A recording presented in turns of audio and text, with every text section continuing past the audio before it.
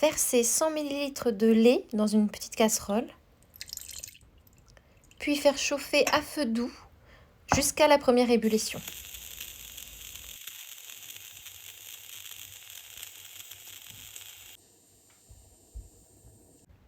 Pressez le jus d'un demi-citron dans le lait, retirez les pépins qui tombent évidemment, et puis laissez reposer juste 2 minutes afin de laisser le temps au lait de cailler. C'est grâce à ce processus que votre pâte va être d'une souplesse inégalable et d'une texture qui fond dans la bouche. Ensuite, venir ajouter 100 g de beurre ou 100 g de margarine. Faire fondre dans le lait caillé qui est encore chaud.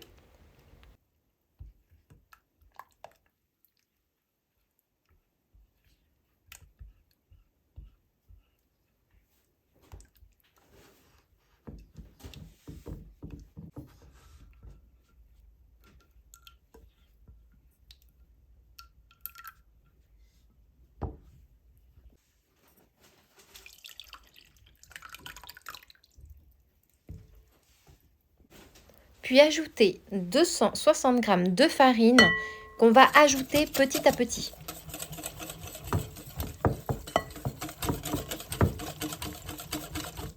Vous l'aurez compris, le but ici, c'est d'obtenir une pâte à tarte sans grumeaux.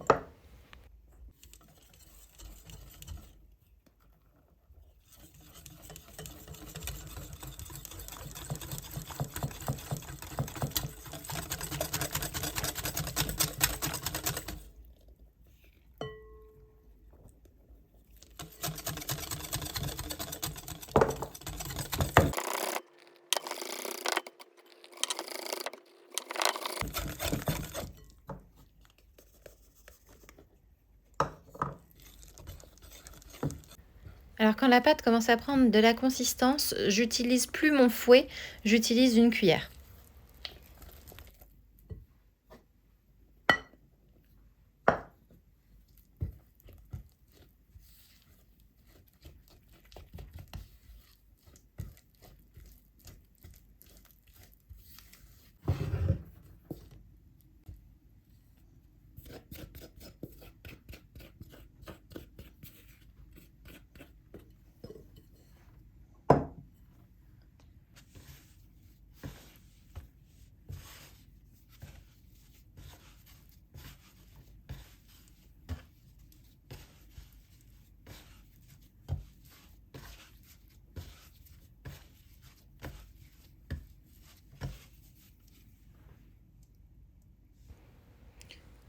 Coupez la pâte en deux.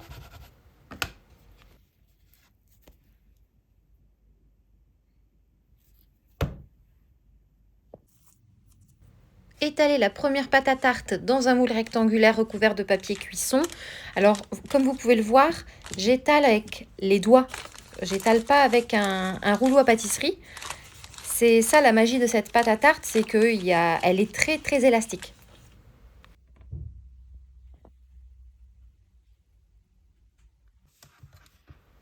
Ensuite, je vais utiliser ma mandoline pour couper le plus finement possible 4 grosses pommes de terre. Quand je dis grosses pommes de terre, c'était vraiment des gros morceaux que j'ai coupés en deux pour pouvoir les couper en lamelles finement. Vous voyez, le but, c'est qu'on puisse voir vos doigts au travers de chaque lamelle de pommes de terre.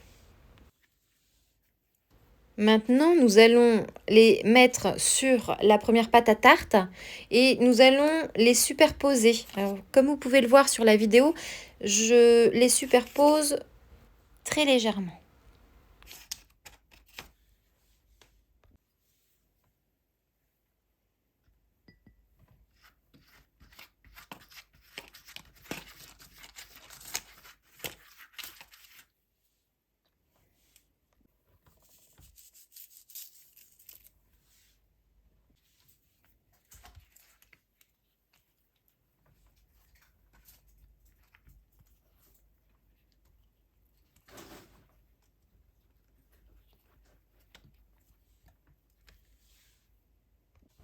Entre chaque couche de pommes de terre, je vais venir couvrir ces pommes de terre d'huile d'olive. Mais alors seulement un tout petit peu. Puis une fois sur deux, je vais venir poivrer et ajouter de l'origan séché.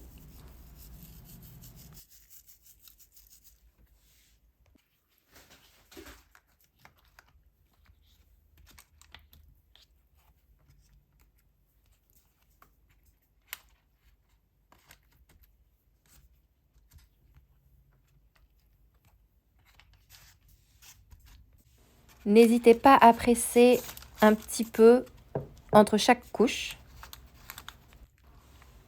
Puis une fois sur deux également, j'ajoute une toute petite pincée de sel. Donc rien de compliqué. Je mets une couche de pommes de terre, je mets de l'huile d'olive, je mets de l'origan, du poivre. Ensuite, je remets une couche de pommes de terre, je remets de l'huile d'olive, je mets du sel. Et ainsi de suite. Et quand j'arrive à peu près vers la moitié, ou c'est pas grave si c'est un peu plus de la moitié, parce que c'est très difficile de savoir à peu près exactement où c'est, j'ajoute de la charcuterie. Et là, faites-vous plaisir. Ce que vous avez dans le frigo. Et puis, je n'en mets qu'une couche. Puis je mets mon reste de pommes de terre par-dessus et je recouvre avec ma deuxième pâte à tarte que je vais venir piquer à l'aide d'une fourchette. Je ne vais pas dorer la pâte à tarte, c'est complètement inutile, vous allez voir. Cuire au four à 180 degrés pendant 1 heure ou à 200 degrés pendant 45 minutes. Pendant la cuisson, je dépose un poids lourd sur ma tarte de millefeuille de pommes de terre. Je recouvre ma tarte avec du papier cuisson et par-dessus, je mets un poids lourd.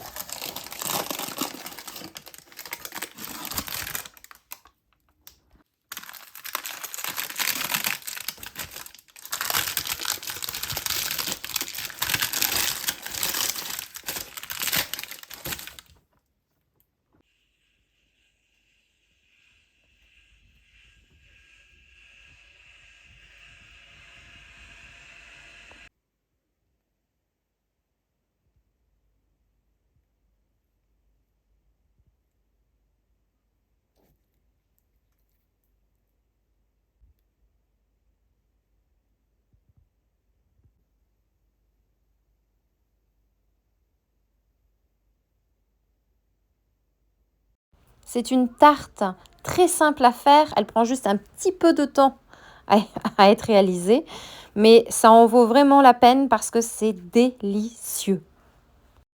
Et contrairement à ce qu'on peut penser, elle est très légère. Et alors je vous conseille évidemment de la manger avec une bonne salade verte.